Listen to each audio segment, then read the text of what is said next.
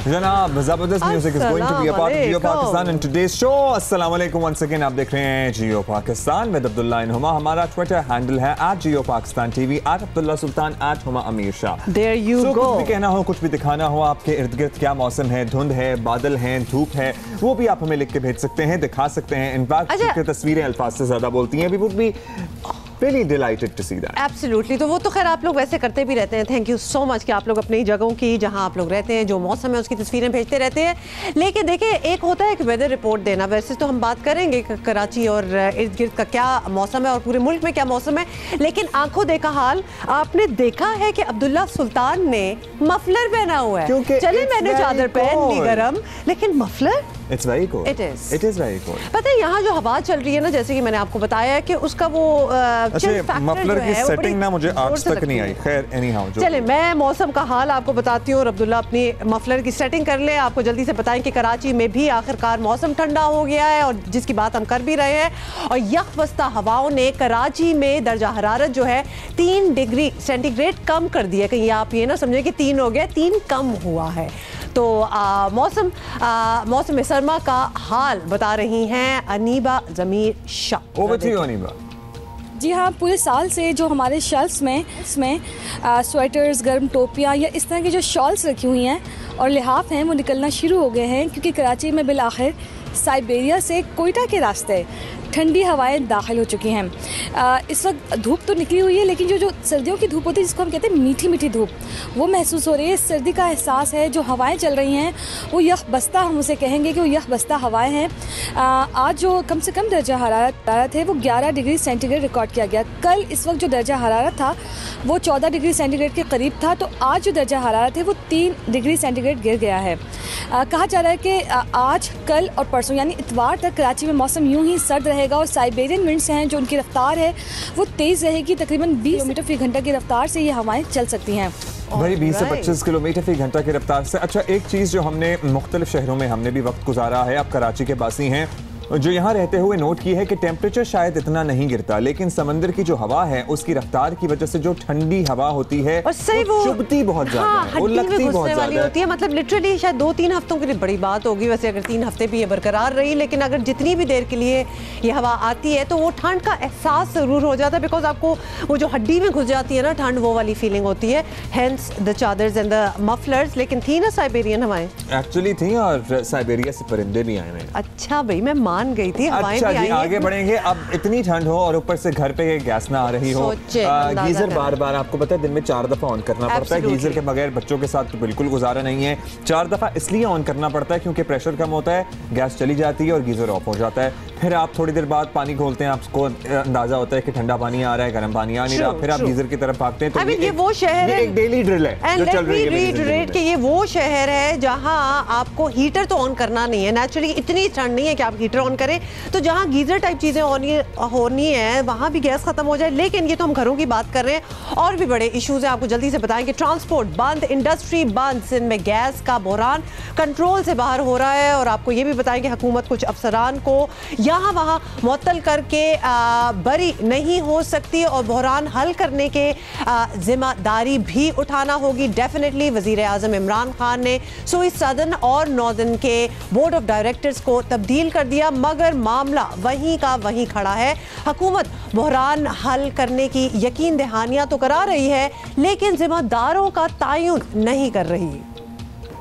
Disrupt हुई है 2-3 दिन की वजह से, ऑपरेशनल इशू जो नहीं होना चाहिए था। आपको पता है, आज अखबार में देख लिया होगा, प्राइम मिनिस्टर ने कल मीटिंग कॉल की थी, इंक्वायरी भी हो गई है। सीएनजी पे यकीनन लोड शेडिंग है और साथ ही जो कैपिटिव इंडस्ट्रीज हैं उस पे लोड शेडिंग है। दूसरी जानिब सिंध हुकूमत ने सूबे से गुजरने वाली गैस लाइनें बंद करने की धमकी दे दी है। पीपल्स पार्टी रहनुमाओं का कहना है कि वफाक आईनी जिम्मेदारी पूरी करे, सिंध को एहतजाज पर मजबूर ना किया जाए। आइन शिकनी कर रही है, आर्टिकल 158 की खिलाफ वर्जी कर रही है, या ये हुकूमत नाअहल है।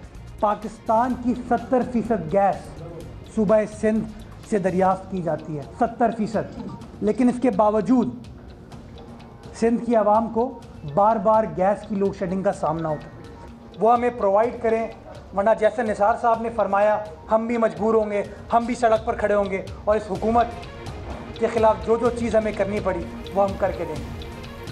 और एक दफ़ा आपको फिर बताएं कि सिंध में कई रोज़ से गैस का शदीद बहरान है। सीएनजी स्टेशन को गैस की बंदिश के बायस एसोसिएशन ने हड़ताल कर रखी है और जिसके बायस पब्लिक ट्रांसपोर्ट बंद और सन्नतें भी सख्त मुतासर हो रही हैं। घरों में भी, जिसकी तरह हम पहले भी जिक्र कर रहे थे, घरों में भी गैस कम प्रेशर के साथ आ रही है, जहाँ आ रही है, क्योंकि बहुत जगह तो गैस आ ही नहीं रही।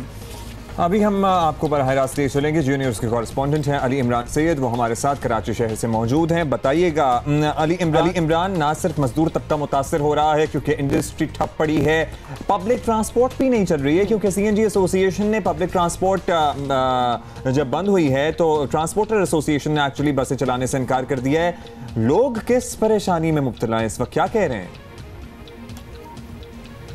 जी बिल्कुल, जो आपने जिक्र किया कि अफसरान को इधर उधर करके मसला हल नहीं होगा, ये भी बड़ी जुर्रत की बात है कि 3 दिन 4 दिन से सीएनजी बहरान था और एसएसजीसी के एमडी, उनके राजपूत साहब, शहबाज इस्लाम तर्जुमान और सईद लारेक जो ट्रांसमिशन के हेड हैं, वो कराची के बजाय कोयटा में थे। और यहाँ पे जो स्टेक होल्डर्स हैं सीएनजी वाले, जब वो मुलाकात के लिए जाते थे तो वो दस्तियाब नहीं होते थे।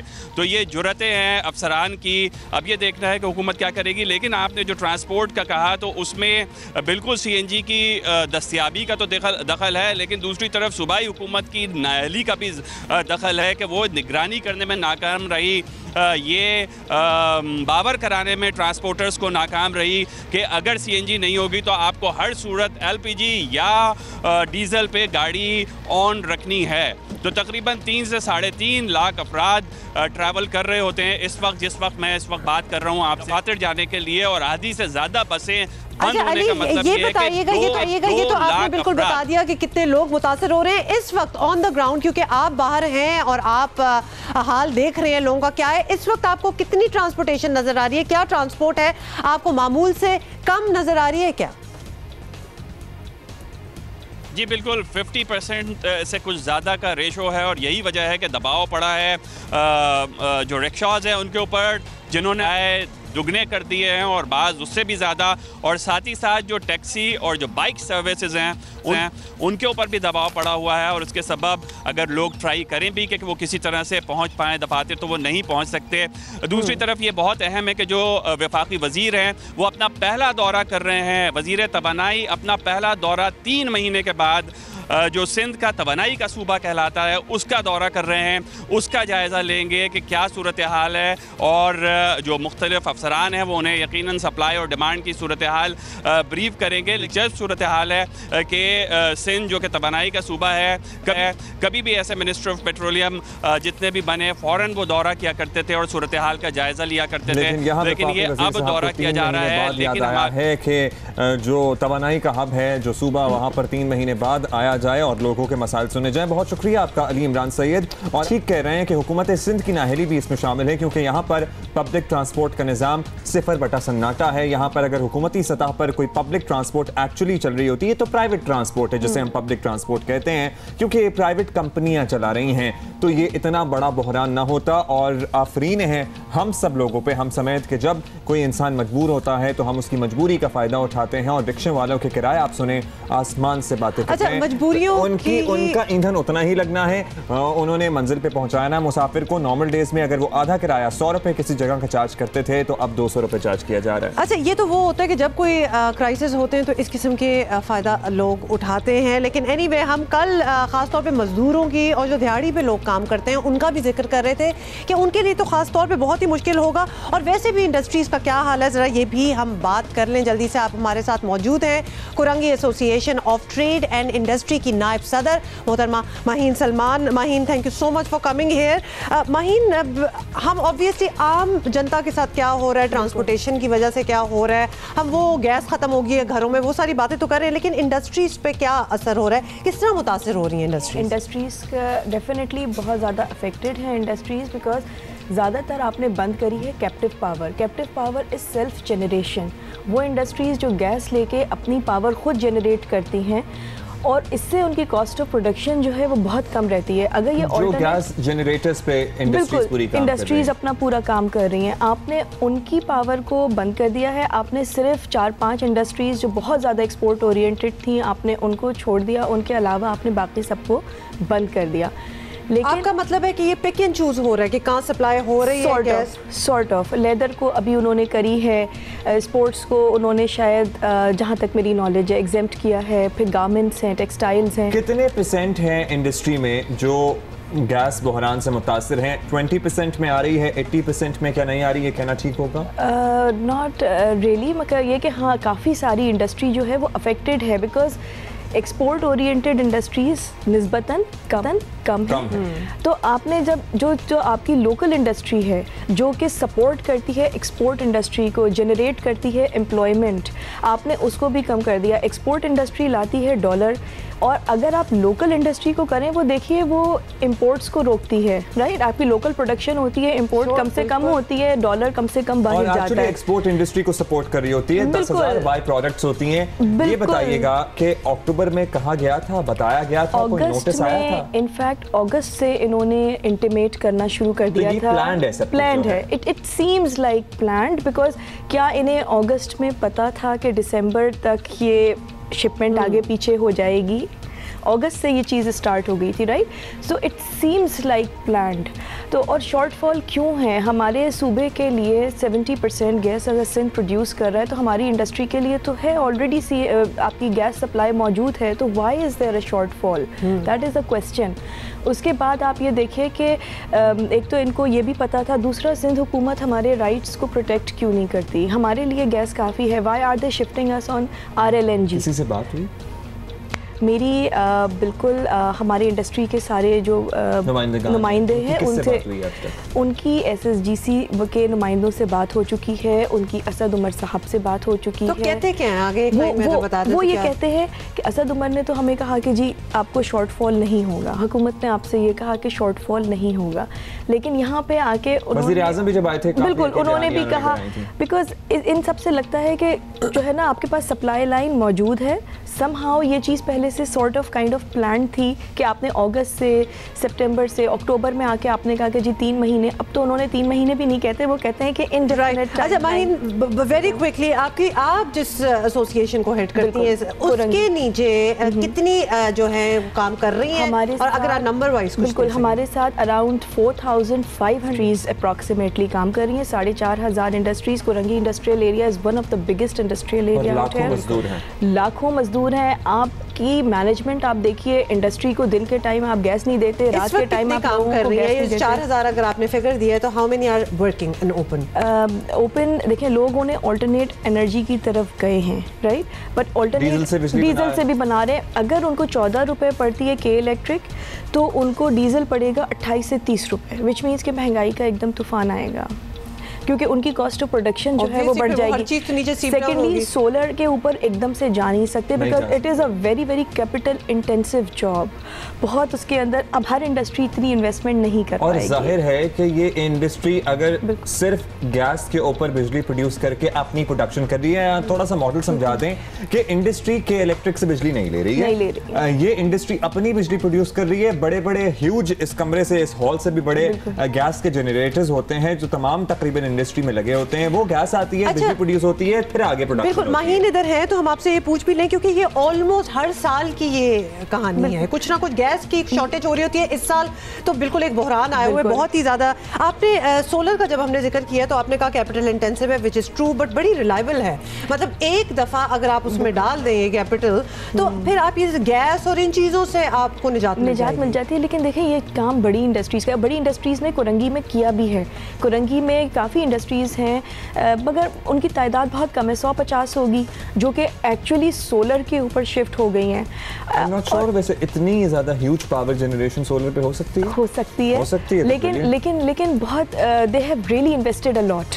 मतलब एक छोटे से घर को आप करिए तो उसी में आपको 10-15 लाख लग जाते हैं। सो यू कैन इमेजिन कि एक इंडस्ट्री चलाने में कितनी करोड़ों की उनकी इन्वेस्टमेंट आई होगी सोलर पूरा बनाने के लिए। ये बड़ी लॉन्ग टर्म प्लानिंग हो, अगर जो कर सके जो करना चाहे। अभी you can not see anything, कुछ भी नहीं है। No, nothing at all. बहुत शुक्रिया, resolve at the higher level. चलें, बहुत शुक्रिया आपका माहीन सलमान हमारे साथ मौजूद थे। कह रही हैं कि अभी तक तो मसले का कोई हल नहीं निकला है। होपफुली ये मसला ऊंची सतह पर जो हाई अप्स हमें देख रहे हैं इनको सुन रहे थे रिजॉल्व करें ताकि मजदूर जो लाखों मजदूर इंडस्ट्री से वाबस्ता हैं वो भी रोज़ाना की दिहाड़ी कमा सकें। अच्छा, अभी हम जरा मजीद इस पर बात करेंगे क्योंकि इशू इतना इंपॉर्टेंट है और हर कोई इससे मुतासर हो रहा है, इफेक्ट हो रहा है, तो इस पर हम जरा मजीद जानेंगे कि हुआ क्या है।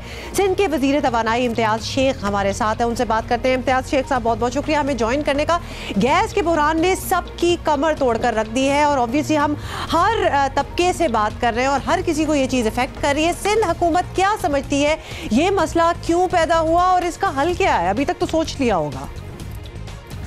मैं समझता हूँ कि ये नाअहली है इदारों की जो कि गैस फराहम करते हैं और इसका हल यही है कि जो सिंध की गैस पैदा होती है वो सिंध में पूरी कर दी जाए और जो उन्होंने बाहर से LNG मंगवानी थी जो आ रही थी, जो मतलब पूरा प्लान था, ये कोई आज का शॉर्टेजेस नहीं है, ये शॉर्टेजेस कई सालों से यहाँ हैं और उसकी कमी पूरी करने के लिए गैस LNG बाहर से मंगवाई गई, उसको ला के पूरा करें। अगर उसमें प्लानिंग में कोई गलती है तो फिर मरकज़ी हुकूमत इसकी ज़िम्मेदार है, वो उसको पूरा करे। लेकिन फौरी तौर पर मैं कहता हूँ कि सिंध की गैस को मतलब पूरा करने के अहकाम जारी करें क्योंकि हमारा आइनी और कानूनी हक है ये कि जो गैस जहाँ पैदा होती है 158 आर्टिकल के तहत उसी सूबे को पहले मिलनी चाहिए, उसके बाद जो बचती है तो वो बाकी दूसरे सूबों में जाए या जहाँ भी इदारे देना चाहें। इम्तियाज़ साहब, आपकी हुकूमत की जानिब से कहा गया है कि गैस बंद होने से ट्रांसपोर्ट बंद हुई तो अमन और अमान के मसाइल पैदा हो सकते हैं, इसे ज़रा एक्सप्लेन करेंगे किस तरह से आप अमन और अमान के मसाइल को ट्रांसपोर्ट बंद होने से जोड़ रहे हैं? तकरीबन 640 के करीब CNG स्टेशन से बंद हुए, उसके मुलाजमीन डेली वेजेस वाले जितने हैं वो सब के सब बेरोज़गार हो गए और वहाँ CNG स्टेशन पे जो और बाकी कारोबार करते थे लोग वो बेरोज़गार हो गए और साथ ही ट्रांसपोर्ट का निज़ाम स्टैंड स्टिल पे आ गया, बसेस बंद हो गई, लोग ट्रांसपोर्ट के लोग जो काम करते थे वो बेरोज़गार हो गए। तो ट्रांसपोर्टर्स ने भी धरना देने की बात की, लॉ एंड ऑर्डर ख़राब होने की सूरत में मतलब अमन अमान की सूरत हाल ख़राब होगी, उसी वजह से सिंध गवर्नमेंट कह रही है कि इससे अमन अमान की सूरत हाल में खलल पड़ने का अंदेशा है। और वो लोग आप देखें कि मतलब फिर उसके साथ ही महंगाई भी शुरू हो गई, जो रिक्शा टैक्सी वाले जो CNG पे चलते थे उन्होंने किराए महंगे कर दिए और बच्चे स्कूल नहीं जा सके। माएँ बहनें जो मतलब सुबह अपना चूल्हा जलाती हैं उनको जब मालूम हुआ कि सुबह हुई तो जब उन्होंने देखा तो चूल्हे में या तो गैस ही नहीं थी या इतना प्रेशर कम था कि वहाँ मतलब पकाया नहीं जा सकता था। तो ये पूरे सिलसिला ऐसा है कि पूरा इसमें आवाम पर डायरेक्ट असर पड़ता है, हज़ारों लाखों लोग होते हैं, लाजमी है वो एहतजाज भी करेंगे। शेख साहब, आप किरायों की बात कर रहे हैं, ट्रांसपोर्ट वाले किराए तो पेट्रोल के हिसाब के वसूल करते हैं, यही हमने सुना है सारों से, लेकिन उन्हें बसें CNG पर ही चलाना है। तो अब ये काम तो आपकी हुकूमत के ही करने का है। ट्रांसपोर्टर्स क्या आपकी बिल्कुल नहीं सुनते? कोई उनसे राब्ता, कुछ उनको आपने समझाया हो? देखिए, हम तो कहते हैं कि फौरी तौर पे प्राइम मिनिस्टर इस गैस की बहाली का इक़दाम करें और अगर उनसे नहीं हो पा रहा तो मतलब इसका देखें तो या तो बताएं, सूबों को एतमाद में लें, कोई किसी से मशवरा करें, क्योंकि मैं तो 3 दिन से देख रहा हूँ कि सिर्फ इजलास हो रहे हैं और इजलासों में फिर ये फैसला होता है कि जी इंक्वायरी होगी और बोर्ड तहलील कर दिए गए हैं, तो उससे तो और मसाइल बढ़ेंगे। ऐसे क्राइसिस के वक्त में जब इंतज़ामिया ना हो, बोर्ड्स ना हो, मशावरत ना हो, फैसले ना हो, तो और फैसले और मुश्किलात बढ़ेंगी। तो मैं समझता हूँ कि ऐसे मौक़ों पर तो मतलब इस वक्त को निभाने की बात की जाती है और मसले का हल करने के बाद कार्रवाई की जा रही तो ज़्यादा बेहतर है। लेकिन अब उन्होंने काम कर दिया है तो मैं समझता हूँ कि उनको जो उनकी टीम है, जो उनके वज़ीर हैं, जो उनके अफसर हैं, उनको उसका हल पेश करना चाहिए और जो LNG वगैरह मंगानी है बाहर से उसका बंदोबस्त, जो कंप्रेसर्स ख़राब हैं उनको मतलब फौरी तौर पर ठीक करें और सिंध को और कराची के उन इलाकों में जहाँ इंडस्ट्रीज हमारी उनको गैस की फराहमी यकीन। बहुत बहुत शुक्रिया। सिंध के वज़ीर तवानाई इम्तियाज़ शेख हमसे बात कर रहे थे। द ट्रेजेडी इज़ कि अभी तक इस मौजू पे पिछले पूरे हफ्ते से जब से बुरहान स्टार्ट हुए हमने जिससे भी बात की है लगता है कि उनकी कोई पावर ऑफ अथॉरिटी है नहीं, हर कोई दूसरे पे डालता है। मतलब अगर आप वजीरों से बात करें और वो भी यही कहें कि ये पता नहीं क्यों हो रहा है, ये कब होगा और ये कब डिसीजन, तो डिसाइड करना किसने है। वफाक को कहते हैं इजलास कर रही है, वफाक कहती है कि ट्रांसपोर्ट और गैस की बंदिश का मसला नहीं होगा इंडस्ट्रीज को, लेकिन फिर भी गैस नहीं फराम की जा रही और आप अंदाजा नहीं लगा सकते। हुमा फॉर इंस्टेंस इंडस्ट्री में तो लाखों मजदूर बेरोजगार हुआ ही है, 650 फॉर इंस्टेंस सीएनजी स्टेशन हैं, तो इन सीएनजी स्टेशन पे एक बंदा गैस डालने वाला था, वहां पे टायर वाले थे, वहां पे दुकानें थी, सब बंद। Nutshell in a nutshell as a consumer, दो कंज्यूमर्स तो सामने ही बैठे हुए हैं, हमें नहीं समझ आ रही कि क्या हो रहा है। हम जिससे भी बात कर ले वो भी नहीं समझा सकते। हम ब्रेक ले रहे हैं, वैसे ब्रेक के बाद बनते हैं। Welcome back, good morning once again. और कुछ ट्वीट्स हम पढ़ रहे थे, बड़ी इंटरेस्टिंग ट्वीट्स हैं। राशिद गफूर साहब, हमने इसके बाद घर ही जाने हैं, किसी शादी पे नहीं जाना। माना कि हमारे हुलिये देख के आपको लग रहा होगा कि हमने किसी शादी पे जाना है, लेकिन ये साल में एक ही दफा तो होता है। अच्छा, मेरा ख्याल है कि अभी आपने हमारी शादी पे जाने वाली तैयारी देखी नहीं है। हाँ, ओहो। अच्छा, किसी ने हमें, राजा नासिर महमूद, आपने हमें लिखा है इस्लामाबाद में 2 मैक्सिमम और 17 नहीं 2 मिनिमम और 17 मैक्सिमम है। कराची वालों मिनिमम 17 पे ही खुश हो रहे हो। भाई कराची आके तो देखें भैया, हमारे पास कहाँ होती है इतनी सर्दी, तो लिहाजा मतलब हमारे हिसाब से तो बड़ी अच्छी है और अब हम यूज्ड टू नहीं रहे हैं। अच्छा जी, अच्छा जी, मुस्लिम लीग नून के रहनुमा राना सनाउल्लाह हमारे साथ हैं। बहुत शुक्रिया राना साहब, आपने वक्त दिया। राना साहब opposition leader, public accounts committee के चेयरमैन होंगे, हुकूमत ने बात मान ली है, मुबारक हो आपको, आपकी तरफ से शुक्रिया भी हो गया। क्या समझें, ये ताउन की पहली सीढ़ी है हुकूमत और अपोजिशन के दरमियान, ये सिलसिला आगे बढ़ सकता है? इसके ऊपर अपोजिशन का जो है वो कंसेंसस था कि इस रवायत को जो है वो जारी रहना चाहिए, क्योंकि ये रवायत जो है जो दूसरे जमहूरी ममालिक हैं, जो मदर ऑफ पार्लिमानी डेमोक्रेसी यूके की पार्लियामेंट को कहा जाता है, या उसके बाद इंडिया एक बड़ी डेमोक्रेसी, तो वहाँ पे भी ये चीज़ है कि वहाँ पे पब्लिक अकाउंट्स कमेटी का चेयरमैन जो है वो लीडर ऑफ द अपोजिशन होता है। तो ये तहरीक इंसाफ के कुछ लोगों ने इस रवायत को ख़त्म करने के लिए जो है वो एक मौक़िफ़ इख्तियार किया था। तो ये बहरहाल ये बात खुश आइन है कि उन्होंने कल अपने उस मौक़िफ़ से जो है वो रजू किया और उन्होंने इस पार्लिमानी रवायत को बरकरार रखते हुए लीडर ऑफ द अपोजिशन को चेयरमैन पब्लिक अकाउंट्स कमेटी जो है वो तस्लीम किया। और इसके ऊपर लीडर ऑफ द अपोजिशन ने भी और हमारी तरफ से दूसरे मेंबर्स ने भी और अपोजिशन के दूसरे लोगों ने भी जो है इस चीज़ की तारीफ़ की।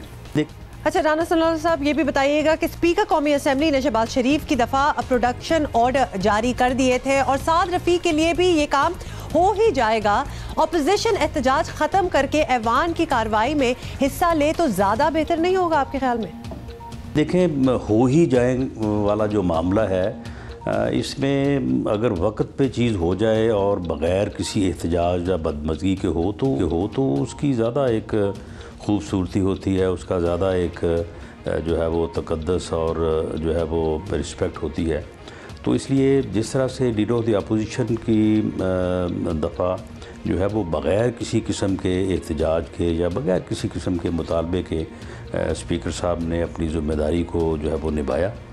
तो अब भी हमारी जो है वो ऑब्ज़र्वेशन यही है कि स्पीकर कौमी असम्बली जो है वो अपनी इस ज़िम्मेदारी को निभाना चाहते हैं, लेकिन शायद उनके ऊपर भी कोई दूसरी तरफ से जो है वो प्रेशर है।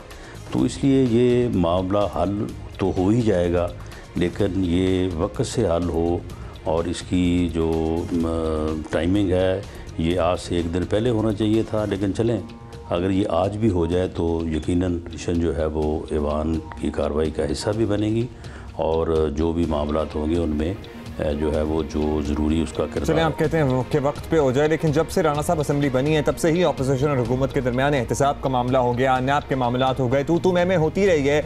अब तो ताउन का सिलसिला चल निकला है। हमें तो ये लग रहा है मिलकर बैठे अपने तहफ़्फ़ुज़ात को कानून की शक्ल दें। Is that even possible? एक तरफ जो है वो चीफ मिनिस्टर को भी गिरफ़्तार किया गया, वो तकरीबन 64 दिन जो है वो उस हुकूमत खाने में गुजार के आए हैं और उनके ख़िलाफ़ 1 रुपए की करप्शन का साबित होना तो दूर की बात है, इल्ज़ाम भी नहीं लगाया जा सका। उनके खिलाफ रेफरेंस भी अभी तक दायर नहीं किया जा सका। फवाद हसन फवाद जो कि प्रिंसिपल सेक्रेटरी थे प्राइम मिनिस्टर के, वो 90 दिन जो है वो उस हुकूमत खाने में रहने के बाद जो है वो इस वक्त जो है वो जेल में बंद है। और दूसरी तरफ जो है वो सिर्फ इंक्वायरी ही चल रही है, वो आज़ाद घूम रहे हैं। इसी तरह से बाबर अवान साहब के ख़िलाफ़ जो है वो रेफरेंस पेश कर दिया गया, लेकिन उनको जो है वो गिरफ़्तार नहीं किया गया। इसी तरह से चौधरी परवेज़ इलाही के ख़िलाफ़ जो है वो सुप्रीम कोर्ट की डायरेक्शन है बहरिया केस पे कि इन्होंने वहाँ पे जो है वो रिश्वत में जो है वो प्लॉट्स वहाँ से हासिल किए हैं अपनी फैमिली के लोगों के नामों पे, और सुप्रीम कोर्ट की डायरेक्शन है वो तकरीबन 4 माह पहले की कि उनके ख़िलाफ़ रेफरेंस दायर किया जाए। कोई रेफरेंस दायर नहीं हुआ, कोई इंक्वायरी नहीं हुई, कोई गिरफ़्तारी नहीं हुई। तो एक तरफ गिरफ़्तारियाँ हैं और दूसरी तरफ जो है वो सिर्फ इंक्वायरियाँ हैं। तो इस चीज़ को जो है ये हमारा बड़ा ही सीरियस कंसर्न है, और इस तरह से अगर यकतरफ़ा एहतसाब या एहतसाब के नाम पे विक्टिमाइजेशन अगर होती रहेगी या अगर हो रही है, तो इससे जो है वो बात किसी तौर पे भी पार्लियामेंट के अंदर भी और बाहर भी जो है वो स्मूथ नहीं रह सकते। ठीक, बहुत शुक्रिया आपका राना सनाउल्लाह हमारे साथ मौजूद थे। अभी हमें फ़ौरन से एक ब्रेक लेनी है, ब्रेक के बाद आपने कहीं नहीं जाना क्योंकि हमारे पास अभी आपको बताने दिखाने के लिए बहुत कुछ है। See you, good morning. Good morning. Good morning once again. एक मसला जो बहुत अरसे से चला आ रहा था, बिल आखिर उम्मीद की किरण पैदा हुई है। निजी स्कूलों की फीसों में 20% कमी होगी। इजाफी फीसें वापस ना करने वाले स्कूलों के अकाउंट्स मुंजमद कर दिए जाएंगे। सुप्रीम कोर्ट का हुक्म वालिदैन की बड़ी जीत है। दौरान समाज चीफ जस्टिस पाकिस्तान ने कहा कि एक कमरे के स्कूल से इतना पैसा बनाया गया कि अब ये सनतकार बन गए हैं। अदालत ने अबूरी हुक्म दिया कि ऐसे निजी स्कूल जो 5000 रुपए से जायद फीस वसूल करते हैं वो अपनी फीसों में 20% तक कमी करें।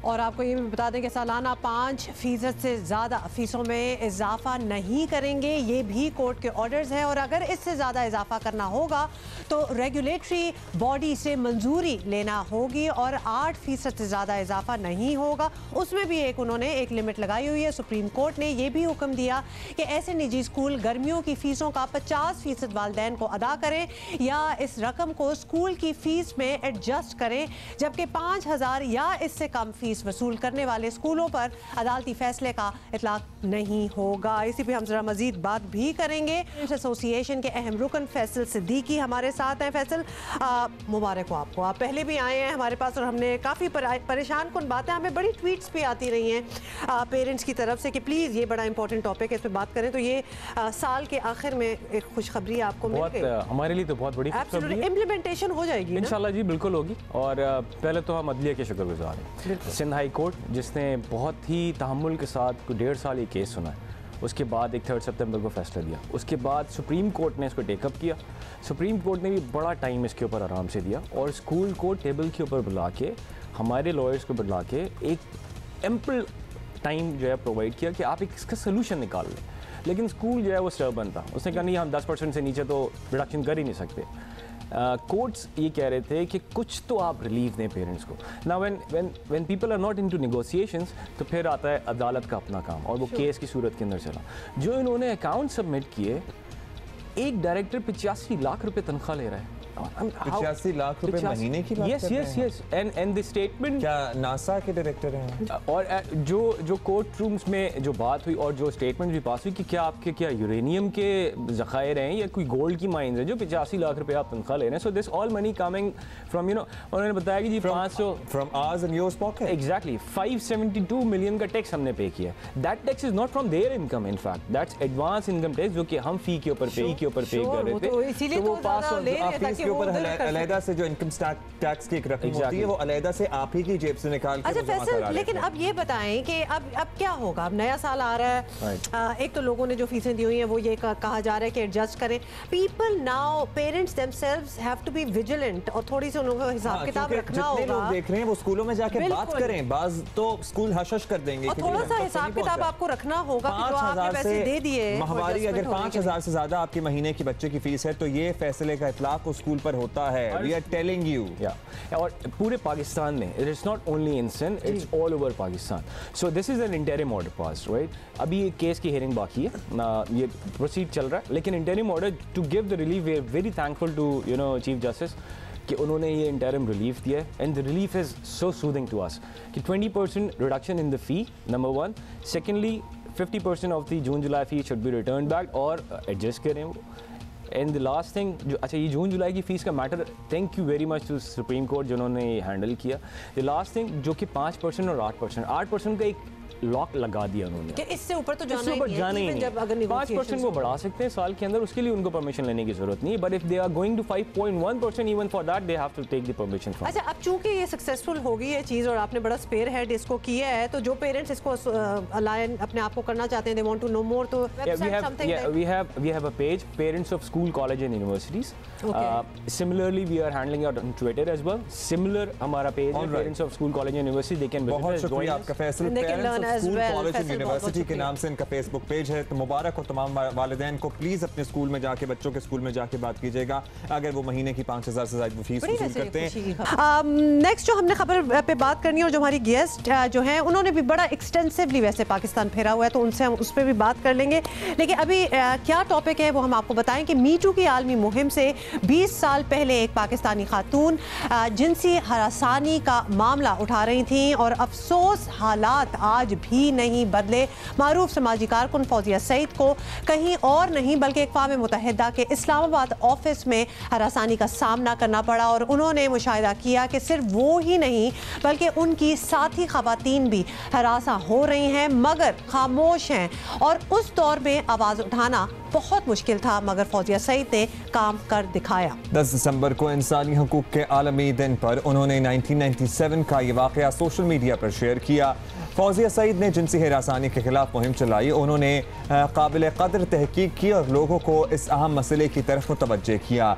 इस बारे में उनकी किताब working with sharks, countering sexual harassment in our lives को बहुत पज़ीराई मिली और उनकी जुर्रत को सराहा जाना चाहिए. आज हमारे साथ मारूफ समाजी कारकुन फौजिया सईद खुद मौजूद हैं. उनसे उनके एक्सपीरियंसेस के बारे में भी बात करते हैं, और जब ये किताब उन्होंने लिखी उसके बाद क्या उन्हें रिएक्शन मिला, कोई बैकलैश था इस सिलसिले में. देखिए उस किताब से भी हम पहले चले जाते हैं. Doctor Fauzia, thank you so much for coming here, और बहुत ही एजुकेशनल होता है, इन्फॉर्मेटिव होता है जब भी हम आपसे मुलाकात करते हैं. डॉक्टर फौजिया, किताब तो आपने लिख दी, लेकिन उससे पहले तो आपने ये किया, उससे पहले तो आपको ये सारा लड़ना पड़ा. यू ऑल्सो वेंट टू न्यूयॉर्क और आप यूनाइटेड नेशन के हेड ऑफिस गए. उस वक्त क्या रिसेप्शन होता था, मतलब ऐसी उस बात वक्त का? तो ऐसे था कि सारे गैंग अप हुए थे हमारे खिलाफ, क्योंकि मेरे साथ फिर और बहुत सी मेरी फीमेल कॉलीग्स खड़ी हो गई थी और हम 11 औरतें थी.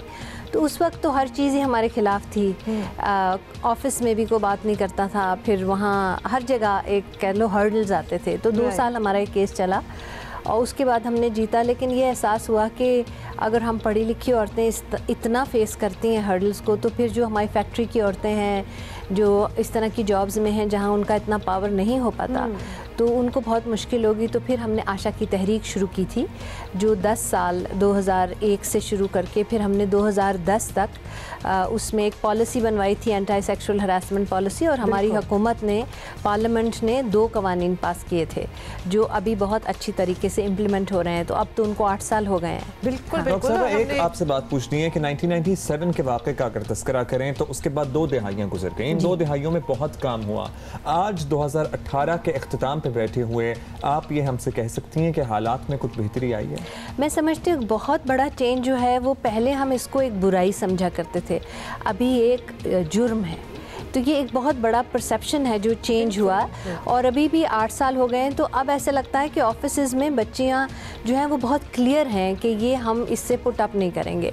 तो ये बहुत बड़ी बात है. पहले यही होता था कि इसको छुपाओ छुपाओ, किसी को पता ना चले. लेकिन आज आप देखें, इसके लॉ पास होने के अगले ही साल में 1000 से ज़्यादा केसेस रिपोर्ट हुए थे. तो अब तो बेतहाशा केसेस रिपोर्ट होते हैं, और अब मैनेजमेंट्स बहुत सीरियस हो गई हैं. उसमें मैं कहूँगी कि बहुत सीरियस हो गए, जी, कंप्लाई करते हैं, बाकायदा ट्रेनिंग्स लेते हैं, अपनी कमेटियां जो होती हैं उनको सेंसिटाइज कराते हैं. अब आप कहो सड़कों पे ख़त्म हो जाए, तो जैसे चोरी का कानून बनता है तो उससे चोरी ख़त्म नहीं होती है, लेकिन अकाउंटेबिलिटी होती है, डिटरेंस होता है, उसको आप क्राइम डिक्लेयर करते हैं, जो एक महज़ब सोसाइटी को करना चाहिए. तो उस लिहाज से मैं समझती हूँ कि बहुत तब्दीली आई है और औरतें बोलती हैं. अच्छा, ये हम पहले भी बात कर रहे थे, ये लॉज जो कि बड़े ही जान मार के, इतनी कंसल्टेशन करके, इतने लोगों को कन्विंस करके, लॉबिंग करके ये पास कराए गए, उनमें भी कुछ अब चेंजेस लाने की कोशिश की जा रही है. ये जब से डेवोल्यूशन हुई है तो इनको हमने ये सबको क्लियर किया था कि डेवोल्यूशन से पहले के जो कवानीन हैं वो पूरे पाकिस्तान के लिए हैं। बिल्कुल। लेकिन मेरे ख्याल है ये कानून ख़ास तौर पे ज़रा चुभता ज़्यादा है, क्योंकि कभी किसी का दोस्त पकड़ा जाता है, कभी किसी का रिश्तेदार पकड़ा जाता है, तो यही कोशिश होती है कि इसके आप दांत वांत निकाल के इसको आप बिनाइन सा बना दो। तो उस लिहाज से बहुत सारी हमारी असम्बलीज़ जो हैं, सूबाई असम्बलीज़, उन्होंने तरमीमें करने की कोशिश की है। कुछ अच्छी नीयत से करते हैं, कुछ बुरी नीयत से करते हैं, इसको डाइल्यूट करने की कोशिश करते हैं।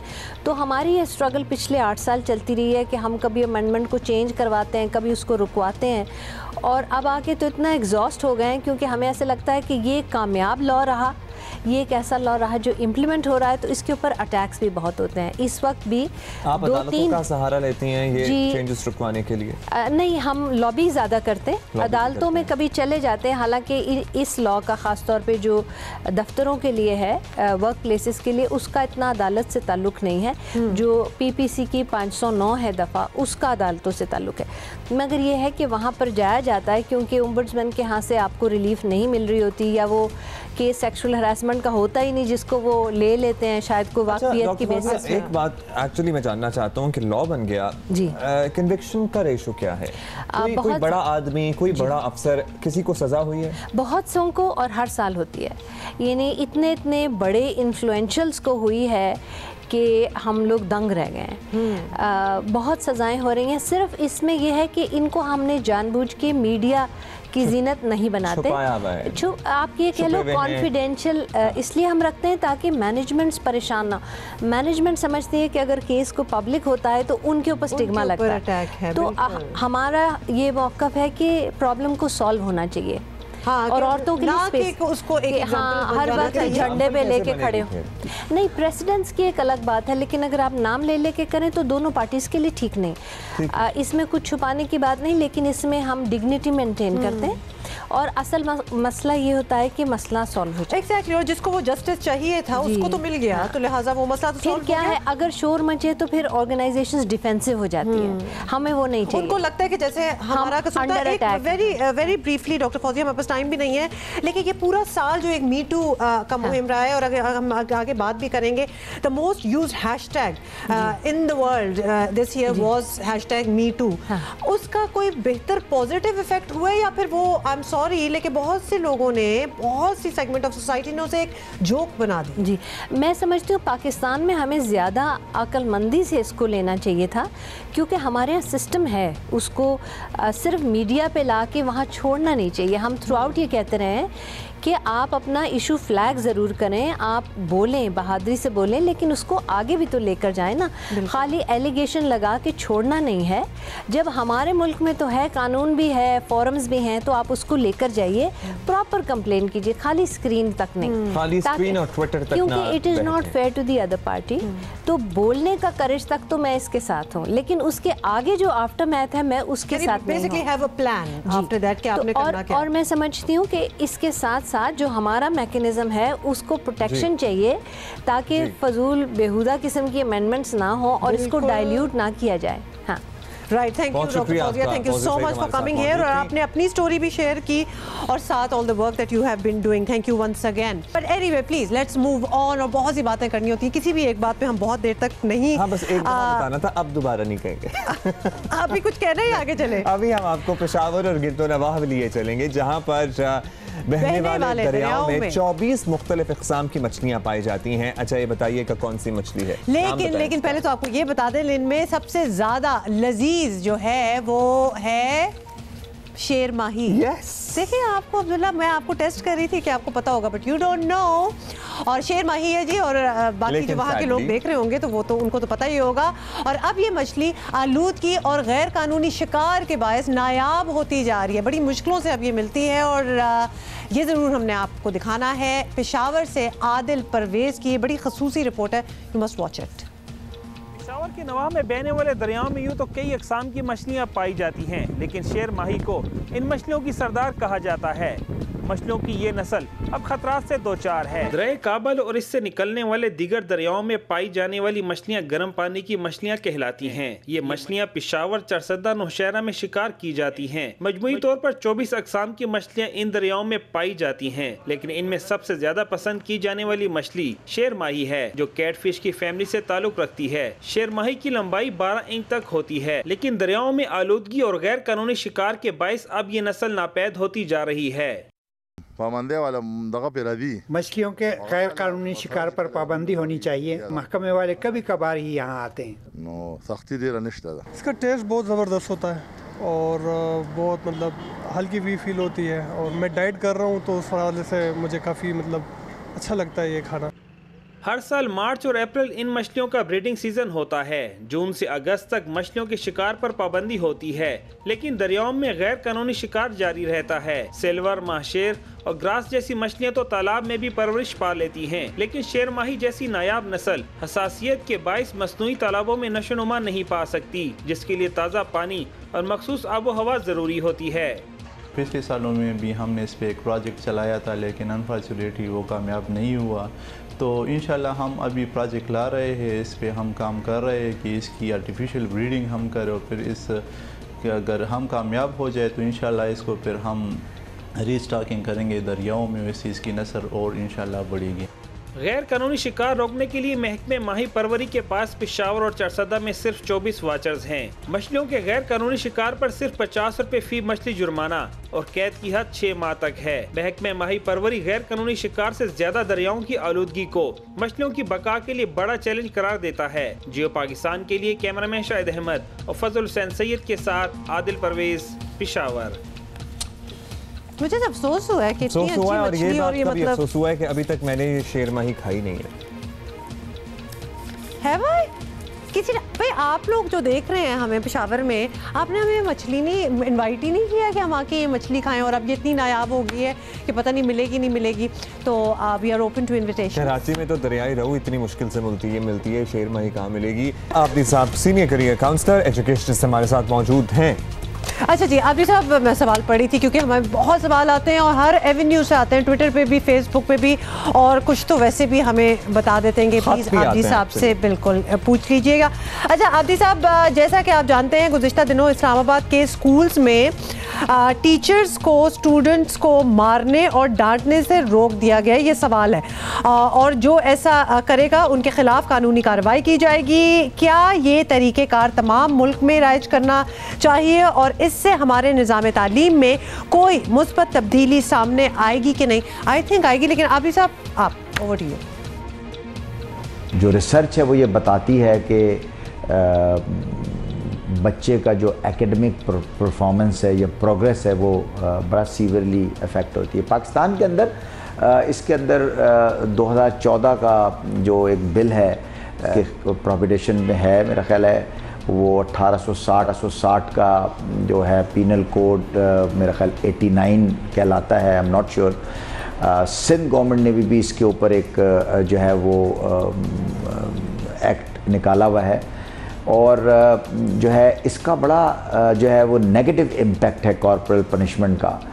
और रिसर्च ये रिवील करती है कि बच्चे में मेंटल इलनेस है और वायलेंट बिहेवियर है, उसका एटीट्यूड क्रिमिनल हो जाता है, जो सोशल और फैमिली रिलेशनशिप है वो डिस्टर्ब हो जाती हैं, और बेसिकली जो उसका लर्निंग कर्व है वो भी डिस्टर्ब होता है, तो ड्रॉप आउट रेशियो बढ़ जाता है। तो मैं समझता हूँ कि ये जो कॉर्पोरल पनिशमेंट का प्रॉपर एक एक्ट और एक फ्रेमवर्क जो है उसे जो है वो तश्कील देना चाहिए और इसे नेशनली इम्प्लीमेंट करना चाहिए, और मैं समझता हूँ कि इसके बड़े वो मुफीद असरात होंगे एजुकेशन की क्वालिटी पर और तालीम पर। एब्सोल्युटली, मतलब ट्रॉमा देखें कि उसके बाद जो बच्चे हैं, स्टूडेंट्स हैं, वो किस ट्रॉमा से गुजरते हैं, और अगर बहुत ज़्यादा कोई फिजिकल इंजरी ना भी हो तो इमोशनल स्कार्स देखें जो कि कभी नहीं जाते हैं एक्चुअली। तो दिस इज सो बैड। इस पे भी हमें एक डिटेल आप 40 साल के भी हो जाएं तो आपको वो 5 साल की उम्र में हुआ हुआ स्कूल का इंसिडेंट याद रहता है, वो मेमोरी आपके दिमाग से वॉश आउट नहीं होती।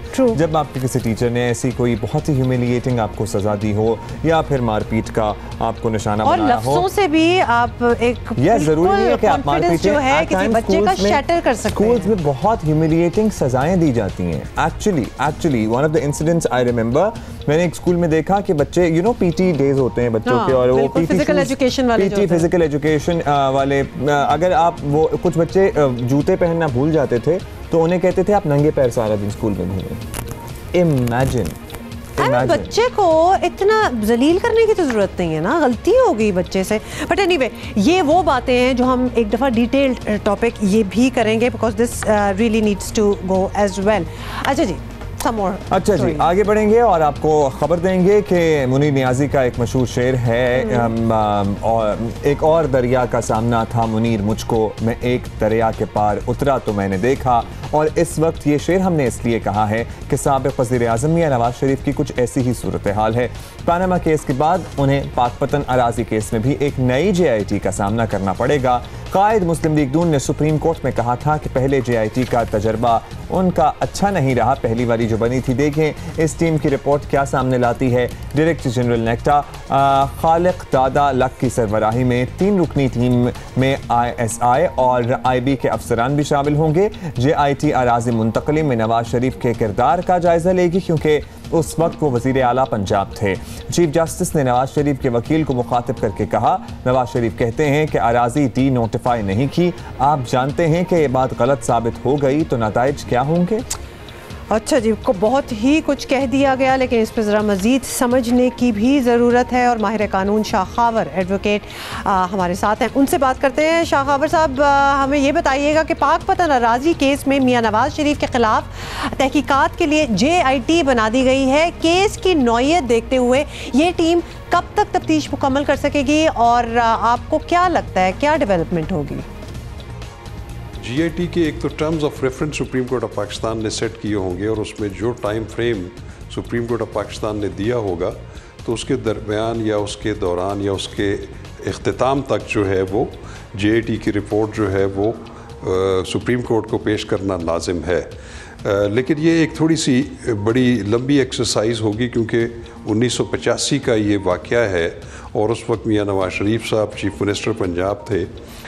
उसमें कोई जिस दिन ये पिछली तारीख पे जब ये केस की समाअत हो रही थी तो उस वक्त भी ये बात सामने आई थी, शायद इसका जो ओरिजिनल फ़ाइल है जिसके ऊपर नोटिंग शीट है, जिसके ऊपर जो है वो फाइनल डिसीजन हुआ, वो शायद रिकॉर्ड में मौजूद नहीं है। तो मेरा ख्याल है कि इसमें JIT को काफ़ी मेहनत करना पड़ेगी, सारा रिकॉर्ड जो है उसकी जांच पड़ताल करने और उसके बाद वो किसी नतीजे पर पहुंच सकेंगे। अच्छा शाह खावर साहब, ये भी बताइएगा, ये तो आपने समझा दिया लेकिन ये केस है 1985 का, काफ़ी पुराना केस है और इसमें औकाफ की ज़मीन निजी मलकियत में देने का ये केस है, तो ये कितना संगीन साबित हो सकता है और किस नौइयत की सज़ा मिलती है ऐसे केसेस में? देखिए अगर तो ये चीज़ JIT ऐसी चीज़ सामने ले आती है कि उस वक्त के जो चीफ मिनिस्टर हैं उन्होंने अपने इख्तियारात का नाजायज़ फ़ायदा उठाया और एक मखसूस ग्रुप को या लोगों को या किसी एक फ़र्द को इतनी बड़ी अराज़ी जो है वो मुंतकिल कर दी, तो ये यकीनन एक बड़ा संगीन जुर्म है और ये यकीनन नेशनल अकाउंटेबिलिटी ऑर्डिनेंस 1999 के दायरा कार में भी आता है क्योंकि नेशनल अकाउंटेबिलिटी ऑर्डिनेंस में जो इन्वेस्टिगेशंस और इंक्वायरीज़ या जिन जराइम की जो एक बेंचमार्क मुकर्रर है वो 1985 का है, तो वो 1985 से ऑनवर्ड्स किसी भी केस की कॉग्निजेंस ले सकते हैं और अगर ये चीज़ साबित हो जाए तो इसके यकीनन मियाँ साहब को जो है वो एक संगीन नताइज का जो है सामना करना पड़ेगा। और जिस तरीके से पहले उनके ख़िलाफ़ रेफरेंसेस फ़ाइल हुए, अगर ये साबित हो गया कि इख्तियारात का नाजायज़ फ़ायदा उठा के किसी को फ़ायदा पहुँचाया तो फिर उनको ये एक नया रेफरेंस जो है वो फेस करना पड़ेगा। शाह खान साहब, अब पनामा JIT की अगर बात करें तो मियां नवाज शरीफ ने ताउन किया था, पेश भी होते रहे हैं, लेकिन उन्हें इसका कोई ख़ास फ़ायदा हुआ नहीं। इस बार क्या कहेंगे? इस बार भी उन्हें भरपूर ताउन की पॉलिसी ही जारी रखनी चाहिए? देखिए मियाँ साहब जो हैं वो 3 दफ़ा प्राइम मिनिस्टर रह चुके हैं, 2 दफ़ा चीफ मिनिस्टर रह चुके हैं और उनसे तवक्को ये की जाती है कि ये JIT जो भी बनी है वो जब उनको बुलाएगी या जब उनको शामिल तफ्तीश करेगी या उनका मौक़िफ़ सुनने के लिए बुलाएगी तो वो यकीनन उनको जाना चाहिए। और जिस तरीके पैनामा केसेस के JIT में भी पेश होते रहे हैं तो मेरा ज़ाती ख्याल ये है कि वो ज़रूर उसको एसोसिएट करेंगे, क्योंकि मियाँ नवाज शरीफ साहब ख़ुद भी सुप्रीम कोर्ट ऑफ पाकिस्तान के सामने पेश हुए थे, बल्कि उन्होंने एक मजाक के अंदाज में भी ये कहा था जब चीफ जस्टिस ऑफ पाकिस्तान ने उनसे मुकालमा किया कि इस पर भी कोई JIT ना बना दी जाए, तो उस पर मियाँ साहब ने मुस्कुरा कर जवाब दिया था कि हमारा JIT का तजर्बा पहले भी बड़ा तल्ख है, कुछ और बना दें लेकिन JIT ना बनाए। लेकिन बहरहाल अब ये सुप्रीम कोर्ट ऑफ पाकिस्तान के हुक्म से ये JIT तश्कील दी जा चुकी है, वो अपने टर्म्स ऑफ रेफरेंस के मुताबिक इसकी तहकीक करेंगे, उसकी फ़ाइनल रिपोर्ट सुप्रीम कोर्ट में पेश होगी और उनकी जो भी रिकमेंडेशंस होंगी, जो चीज़ वो सामने लेकर आएंगे, सुप्रीम कोर्ट ऑफ पाकिस्तान उसके मुताबिक हुक्म जारी करेंगे। बहुत शुक्रिया शाह खान साहब, आपने वक्त दिया। Right, will see you Monday, have a nice weekend.